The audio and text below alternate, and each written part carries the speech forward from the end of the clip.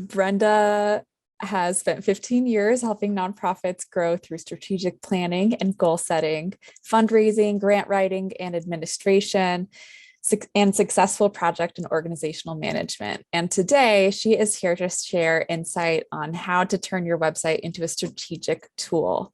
Brenda? Thanks, Kirsten, for that great introduction. And so, yes, I'll be just a quick little bit about myself. I have been, as Kirsten mentioned, involved with nonprofits for over 15 years. I started off my real journey with nonprofits actually as a board member on a couple of small organizations. My background is actually, and I got my professional career started in archaeology and worked as an archaeologist for the state of Florida for many years. I eventually ran the state archaeology program, but while I was an archaeologist, I always wanted to bring the research and the projects to the public. So I often was presenting, writing publications and articles, and working in exhibits with museums and parks and that sort of thing. So naturally out of that, I got into the museum field, which is by and large nonprofits. And while I was there, writing grants became what I did so I could do things for the museums I worked with.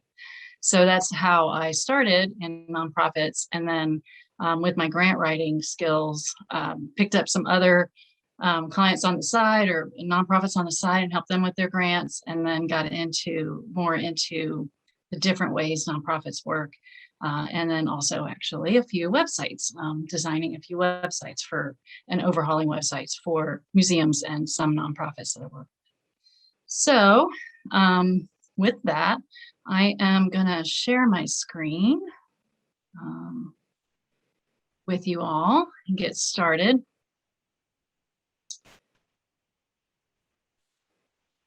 Let me see, okay. Everybody see that? Okay. So when I started putting this presentation together, what made me come up with this topic is there's actually quite a bit of overlap between developing your website and developing a strategy or a written, strategic plan. They actually have a lot of the same processes that you go through.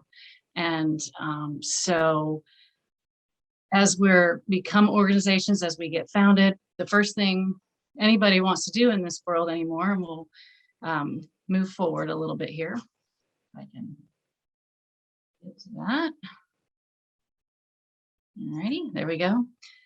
One of the things that they share, websites and strategic planning, is they kind of force you to bring focus and purpose to your organization and what you're trying to accomplish. So there is quite a bit of overlap in developing a website and writing a strategic plan. And so I thought this would be a perfect way to talk about this with Cause Inspired Media, who I've worked with a few times on some projects, web design projects. And so as we start a nonprofit or start working at a nonprofit, one of the first things any business or organization is going to do is create a website.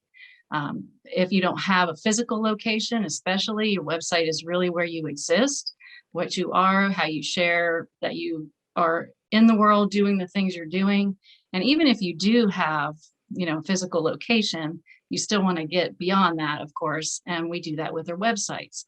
So the thing about that is, since there's so much overlap in website and creating your website or overhauling your website is a really good opportunity to also, if you haven't done it in a while or never have, to actually start writing a strategic plan or coming up with a strategy for your organization as part of this process. Kind of like when you hear in research about habit building, that when you want to add a new habit, you tack it onto something you're already doing. So let's say you go to the doctors and you get prescribed a medicine that you have to take every day, to take this pill every day, and you're worried you're going to forget. So one of the things, the strategies that they have for that is that you do it when you're already doing something else that you're going to do, as sort of the prompt for doing it. So you brush your teeth every day, or hopefully you do. And so, that's when you can take that medicine if you don't need to have it with food or anything. Or if you do, every time you eat breakfast, that's when you take it. So it becomes easy for you to adopt it. It's sort of like a similar concept in that you're going to create a website no matter what. And so with that opportunity, you can use that to develop your strategic plan or your strategy for moving your organization forward. So, because we don't always think of doing that as an organization. It depends on the size of your organization and, how long you've been around and who's your leaders and that sort of thing. But a lot of times that's not really the first thing that comes to mind for many organizations or businesses or of any kind. So just like a strategic plan or a website and a strategic plan, you with a website, you have to, communicate what you're doing, the purpose of your organization, share how and what you do, how your organization's making a difference or meeting a need. So in order to do that, know what those things are, you have to think about, really start doing a little soul searching, if you will, for your organization. So the first thing you really got to do is have a clear strategy for your organization before you can build your website or overhaul it. You really have to know what is it we're trying to do here. And so what do I mean by strategy? I want to back up just a minute. I've doing research on strategic planning and different things for organizations. I came across this that I think has a few key elements that really help explain what I think of and the usefulness of having strategy, clear outlined strategy.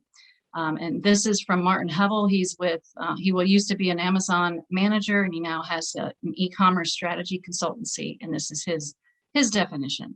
The strategy outlines the plan of action to achieve the vision and set objectives of an organization and guides the decision-making processes to improve the company's financial stability. So in this slide, I have underline in bold, guides the decision-making processes. And I have that because the advantage of a strategic plan or a strategy, whether it be for your organization or your website, is you have a lot of ideas. Those of us in the nonprofit world, we're very energetic. We have a lot of ideas. We surround ourselves by people who have a lot of ideas from our board and the community, our staff, volunteers. So how do you decide which ideas to take on or not? And how do you tell the people giving you the ideas what you're trying to do and why that might not be a fit right now or where it could be? So strategy really helps you know that you are staying on target. And so essentially, to pare it down a little bit, your strategy is your why, what, and how, outlined and specific and articulated so that you can communicate it to others, whether that be on your website or in a phone conversation or out and about in town. And how many people, if you can share in the chat, how many people today have strategic plans for their organizations? We'll chat up here.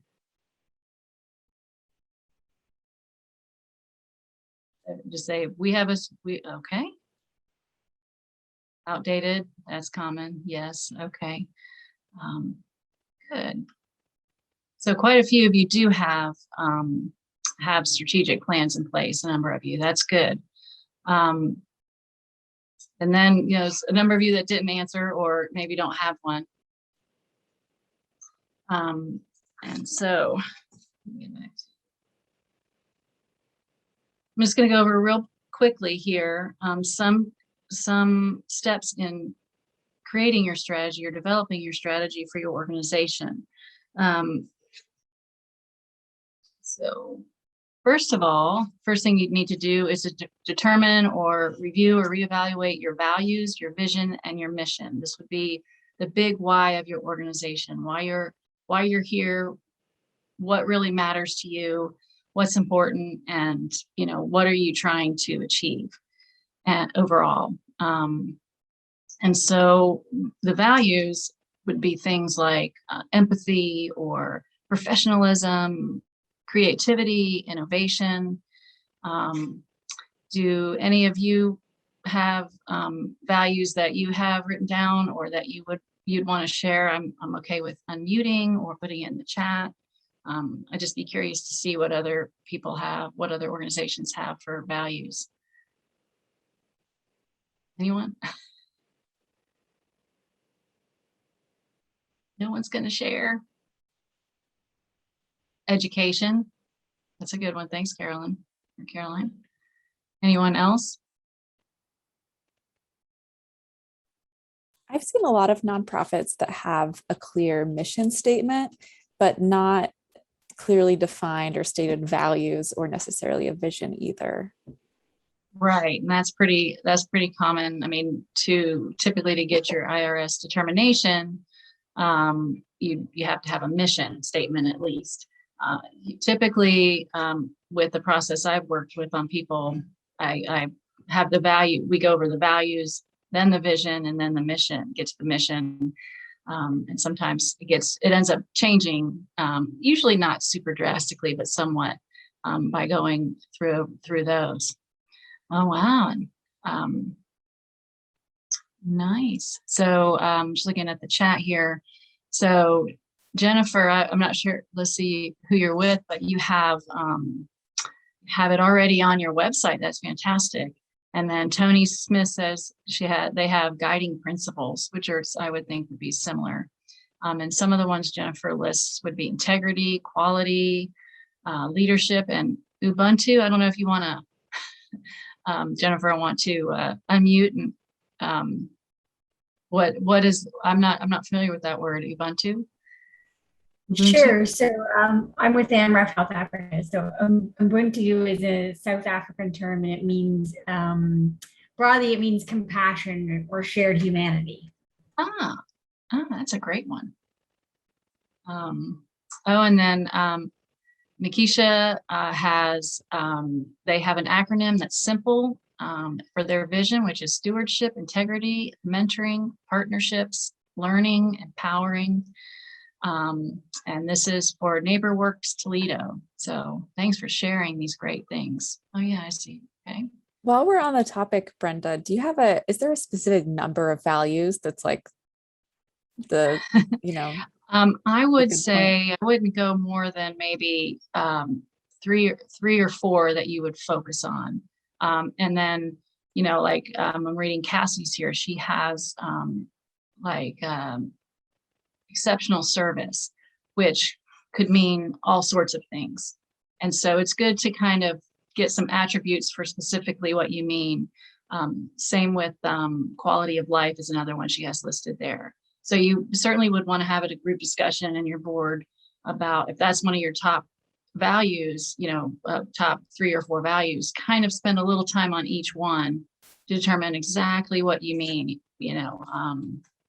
Someone has honesty, it could mean you're truthful. It could mean that you are, well researched, or something. So you really kind of want to spend a little time, a little further defining them. But 3 or 4 top values would be, what I would leave it at. You still have others, but select the most ones that are most important to focus on developing your vision and mission, and on down the line with your strategy. Thanks, everyone. Those are great. Appreciate that. And so then the next step, and I always forget I have to get back to the slide presentation. No? All right. So then you want to create goals, which will be, somewhat overarching about how you're going to work for your mission and realize your vision, and put those down on paper. I would say, 3 to 5 goals. I wouldn't go over 5 unless you have a really, really big organization. But even then, keeping them to a small number is generally going to give you the best results. And then another part of this is to define your measurable objectives for reaching goals.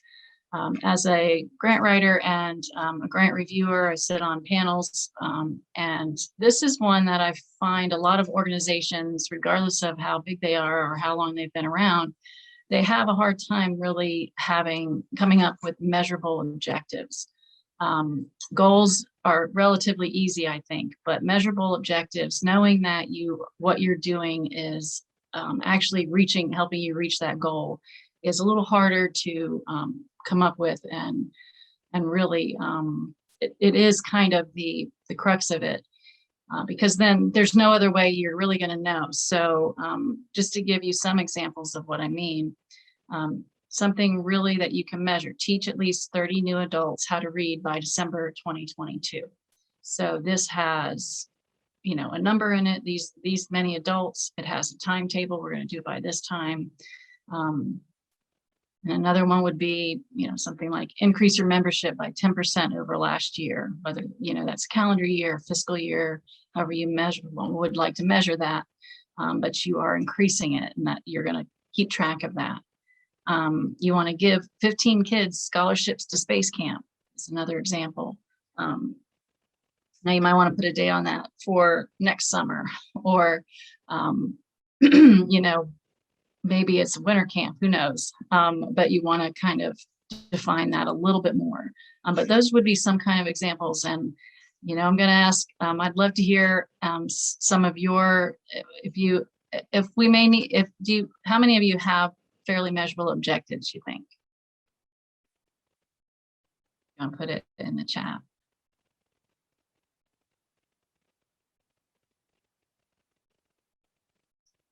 Anyone? Got some things coming in here. So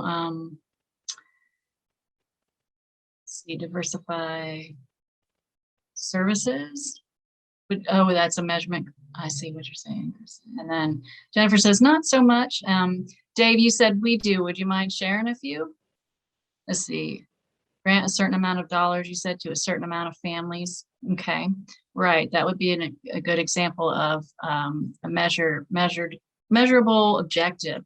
So since I think we'll have a few minutes here, if you all don't mind, we're going to do a little exercise here of if you guys would take a minute or two and write down, think about some of the things you do in your organization, and write down how you're measuring your success. How are you reaching your goals? How do you know?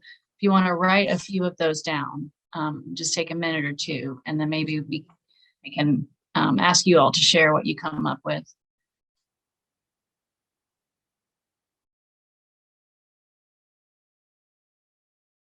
Let's give you a few minutes there.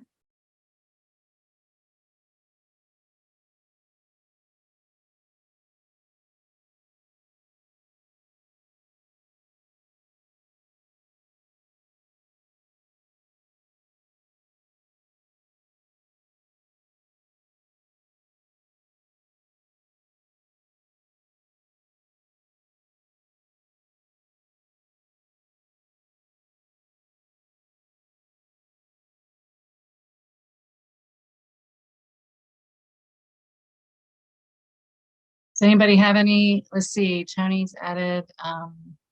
So you do have some for social media. That's good. Does anybody have does anybody have some they're ready to share? It's Jennifer. Ours would mostly be around fundraising. So raise XX dollars, however much, by December 31st, 2021. Sure. That's pretty common. I mean, you got to have income to do anything. Anyone else have something that might be a little more program related or service related? This is Nikisha Taylor. I would say a main goal would be to draw down or use the budgeted funds that we get from grants for the services that we provide. So the way that we do that is, of course, to be able to promote these services for our community members to then go through the process to receive them within a certain period of time. Okay, so in that case, by spending the funds, you're reaching the right number of people. Right. Yes. Okay, good stuff. Does anybody have questions about measurable objectives or coming up with measurable objectives? Suzanne, did you unmute? I have okay. We do a lot of work with troubled teens, and everything's very confidential, so we can't really take pictures and we can't really show what we do. So we have a program evaluation that we ask them to fill out after we finish our program. And we tell them that they're helping us to help other kids to make the program the best. And we want to know honestly what they thought. So, what did they like the best? Is there anything they would change? Do you think other kids around the country would like it? Yes or no? And the last question is, what are the problems that you see young people facing today? And it's very interesting because some of them can be very quiet and closed off during the whole thing, but we give them that paper and they fill out every line, and the comments are very helpful to us so we can show and prove in their own writing that it's a successful program and it's effective. Oh, that's fantastic. So that would be a qualitative measurements as opposed to quantitative. Mhm. That's great material for, even though you couldn't mention their name, you could say, a participant, blah, blah, blah about the program. That's really important too, to put have those qualitative measurements in place. So you're not just showing what you do, you're showing how what you do really is changing lives. That's great. Right. Go ahead. That's Suzanne. Nope, that's good. Oh, okay. All righty. I agree. It's been very helpful in us getting our funding because we show the exact ages. We can say female 16. We can say where we were, but we can't say anything else about them. So we usually use their words, and that's always been very helpful. Great. Awesome. Thank you. Anybody else have any like qualitative or quantitative measurements that they want to share to give people ideas about different ways they can measure what they're doing? Let's see, Dave has a question. How can we measure advocacy goals since it's so slow moving? You mean government? Yes. Well, I would have to, it kind of depends on, exactly what you're advocating, obviously. I would say it could be potentially, you could look at it as maybe laws or regulations introduced, whether they pass or not, or get adopted or not. Could be you could start off by looking at the number of elected officials you talk to, touch in some way, communicate with, who respond, who participate in the activities you're doing, or those would be some ideas. The second part of what I said would be a little more, quantitative, and the other part would be more qualitative, like we're actually changing policy. You're welcome. Yeah, glad it was helpful. Okay. All right. Thanks for that great discussion. I hope everybody found that valuable. Appreciate participation as well. All right. So the part where people kind of think of it as the plan is where you write down your action plan, your activities that you're going to be doing. So this is more about what you're doing, not how you're measuring it, but typically it's going to be within a year, maybe 3 years at the most. But and I would, you definitely need a budget to kind of go along with those activities. So you'll have your, what you're doing to generate income, and of course how you're spending it. And then really an important part is to create that accountability system where, and a budget is also part of accountability. Are you getting the, the fundraising dollars that you planned on? And if not, why not? And do we need to change what we're doing so to reach more people or be more effective with the people we're reaching? So you do need to, I would say monthly have something that you measure, but certainly every 6 months. And then you probably want to reevaluate your plan and your action plan on an annual basis, even if you don't go through the whole beginning to the end process of reviewing your values and vision and mission and all of that. At least look at how you're progressing with the measurable objectives that you've set out and your budget and that sort of thing. Okay, so now that you've got your strategy in place, you know why you're doing what you're doing, how you're doing it, what you're doing. It's time to develop your key messages. And so this is the part where your website and your strategic plan come together. Of course, the website will be just a piece of your strategic plan. In most cases, it's going to be accomplishing something specific within your strategic plan. So as you're crafting these messages, these are the kinds of things you should consider, particularly when you're thinking about your website. And actually, when you work with Cause Inspired Media and they're going to be developing your website, this is actually on their intake form is who's your target audience. And they also ask you the purpose of your website. What's the main thing you want your website to do? So if you have your strategic plan in place, your written strategy, that will be a very easy answer for you. You'll already know a pretty good idea of what you want your website, what its primary goal will be and who you're really trying to target with it. So who is that ideal audience member? And don't just name them, write a description. If gender is important to that, write down what their gender is. If their age range, where do they live? What's their daily life like? Where do they work? Where do they relax, or how do they relax? What do they do? So get as specific as you can with that, and then determine how you reach them and how they're going to interact with you, get with you. And then once they have that initial contact with you, what's the next step for that ideal client, or audience member to come in and, really get down a journey with you, whether that be to purchase a service that you offer, or become a donor or a volunteer or a beneficiary even. Typically, depending on what you're doing, your beneficiary may be what you're really doing with your website. In other cases, particularly, I would think like maybe hunger relief or something like that. You're probably not thinking you're going to find people who need food and, that you're trying to keep from starvation through your website. It's probably going to be your donor or volunteer. So kind of think about that when you're creating a website based on what you're doing with your strategy. And so whoever that ideal audience member is, what needs are you meeting for them? And how is your organization meeting that need? And again, if you've already kind of gone through this process of a strategy and developing a strategic plan, you can much more easily answer these questions, and know that your website is going to be as effective as possible.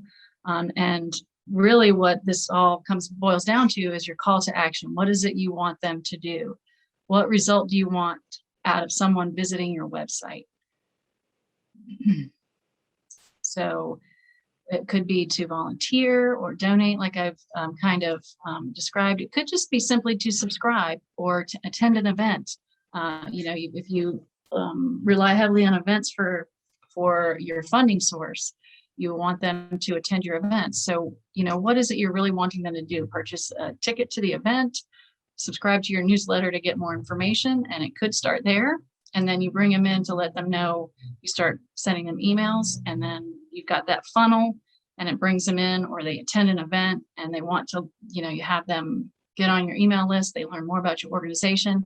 You're going to really find out the ones that have come to your event. Some of them, they just like the event, right? And that's great. But there might be others who, I didn't know they did all this. I would love to volunteer, or, I'm going to switch. I'm going to start giving to this organization because I really love what they're doing. So you kind of, bring people to where you want them to be and get those people who really want to be the most engaged and the most interested in getting further into your organization. And so I have a few examples. How are we doing on time? Kristen, we're okay, I think. Of some websites that I think really show intention and purpose right away. Let me see, I probably will have to stop sharing my screen and share another one. Okay.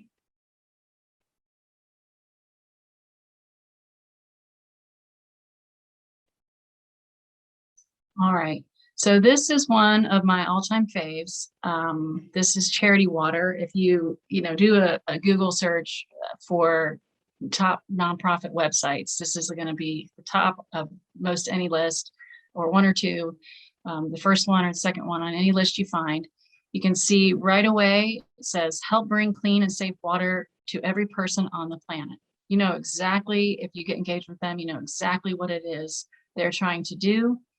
They also provide a little information underneath that about, the big problem it is, how you can, if you come with us, you'll help solve it. And then of course they have this big call to action, to, give them $10, $20, whatever, you're going to, with your $10, you're going to help us solve the water problem in the world. So it's just got everything right there. And of course, great graphics behind it. And then here's another one. And this is the PAD project. Again, very, quickly you can take action, you can donate, but you can also see very quickly exactly what it is they're wanting to do. And now, of course, I had these pulled up so I wouldn't be digging around here during the presentation, but a lot of times, of course, they have the pop out, join our mailing list and learn more about what we do. But more than that, you're really seeing that they know exactly what they're doing, what they're trying to do, and who they're helping and how they're helping them right away. And then, one that most of us are familiar with, Habitat for Humanity. We kind of already know, that they're building houses, affordable housing for people, and building self-reliance, but, they say it right there. It may or may not be their mission statement. It might be more of a vision statement here. And so you get a pretty good idea with these websites exactly who these folks are and what they're trying to do, what these organizations are trying to do. And then the best part of all of this, I'm going to share my go back to my presentation here, is that you can take what you've done to create your website, start with your strategic plan, create your website, then you can expand on that and use all those messages so many other places in your, with what you're doing. You can take a lot of material you've created and use it in grant applications. Again, you do need to think about the audience and what that grantor is trying to do as you write that application, but you have the basics of what you do and what you're trying to accomplish. In the nurture emails, when someone subscribes, you know to talk about, these are the things we're measuring. We know to use Suzanne's example, here, look at what this 16-year-old female said that went through our program and how it transformed her life. You have those stories because you know how you're measuring and you keep track of that and you're being effective. Or it's 10 more people this month graduated with their GED, those kinds of things, as well as, events you may be having, ways to volunteer. So all of that's going to, already be written up. And also with your website, I would say pick one or two of those main things you want to do as your primary is the first thing you're going to get done with your website. And then the other, so maybe you're really trying to get volunteers. That's your main thing. Then that should be the focus of your, what your call to action is, join us, volunteer. And that, not that you wouldn't have donate and all those other things, but, pick one of the main things you're trying to do from your strategic plan. But again, you can use all of that in your appeal letters to any donors, thank you letters. So you have the material in place and you have the message to talk to people, your friends, your other community members about exactly what you're doing. So all of that's very clear. And so that was, kind of the rundown of what I wanted to talk about today. Does anybody have any questions about anything I've covered or said?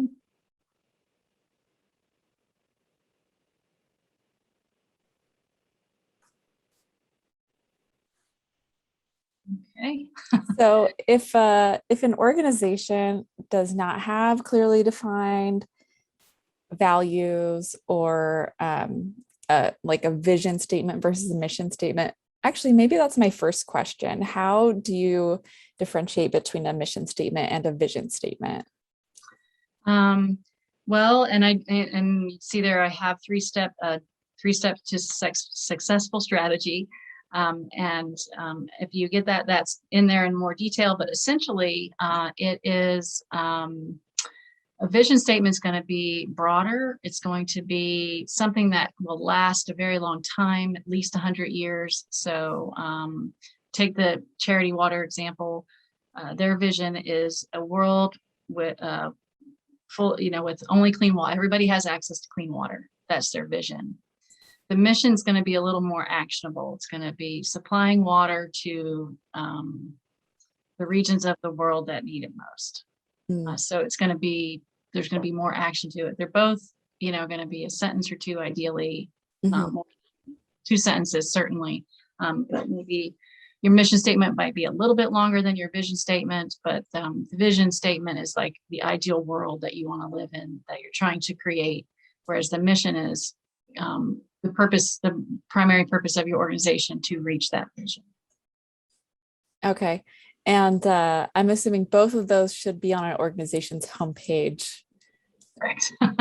I would think so. Yeah. I mean, and, definitely on an about page. And those are the kinds of things where people are going to read that and say like, oh yeah, that's something I really, if that's something they're interested in and being a part of, they're going to see right away. So it's important, to have that up front. And then maybe this is in your resource as well, but if an organization does not have clearly defined values, what steps should they take to figure what those should be? Well, it kind of depends on, the size of your organization and all of that, but essentially, when I work with organizations on strategic planning, I will actually send a survey in advance to who's ever participating in the strategic planning process and ask them to just list some. And then when I get those responses, I will pick out 3 or 4, if it's not the same exact word, themes, if you will, although often, the words do repeat. Now they also have, depending on the size of the group, but there's always some that nobody else has, but there's always 1 or 2 that are shared. So I bring those up and talk, and that's when we would get in a discussion more about, everybody said authentic. What does that really mean? Does that mean tell the truth? Does it mean you do good research? Does it mean it's well documented? So, you kind of dig a little deeper in that discussion, and then but that's you kind of do a poll essentially, and see which ones. You could do that verbally too as a group, write down, so, okay, you go, tell me what some of our values are, write them all down and see what comes up. If anyone else has a question, feel free to shout it out or put it in the chat. You're also allowed to turn on your camera if you're feeling brave. But in the meantime, I also want to shout out a newer cause-inspired service that we have for clients is a website evaluation. So if you are wondering what direction you should go, if you're feeling like after Brenda's presentation, like, yeah, there's some things that I should change, but I don't know exactly, what to do or how to go about that, then reach out to your strategist and tell them that you're interested in a website evaluation. And that can give you some specific direction and what to do to make it better. So that's one thing that you can do to start improving the quality of your website, which will of course improve traffic and the performance of your ad grant, and hopefully, your other goals as well. Yeah. Oh, that's awesome. And just real quick, I'm going to put the link to, if you wanted to download, it's a free guide, your 3 steps to successful strategy, which is apparently hard for me to say. But so you can click on that link and download that if you're, wanting to know a little bit more, getting a little more detail about developing a strategy for your organization. You can download that guide there. Awesome. Thanks for that link in the chat, Brenda. And Nikisha asked, is the website evaluation part of the ad grant?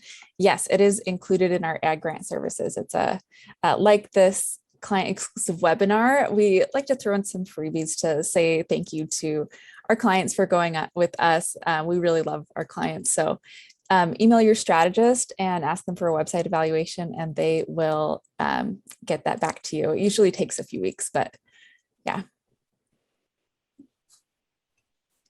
Any other questions?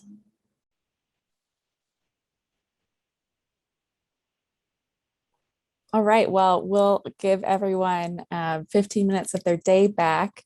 Brenda, thank you so much for joining us and sharing some great tips about being more strategic about messaging on our websites. Sure thing. Thank you for the opportunity.